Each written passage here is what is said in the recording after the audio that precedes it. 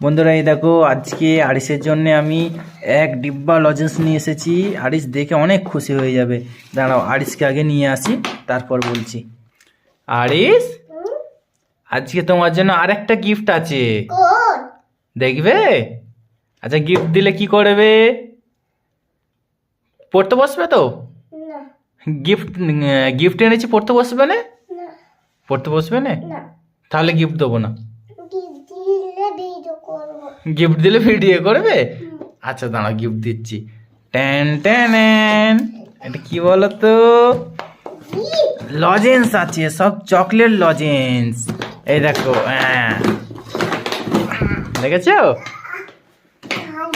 অনেক ভারী, ভালো এই লজেন্স গুলো। এটা খুব ভারী, অনেক লজেন্স আছে।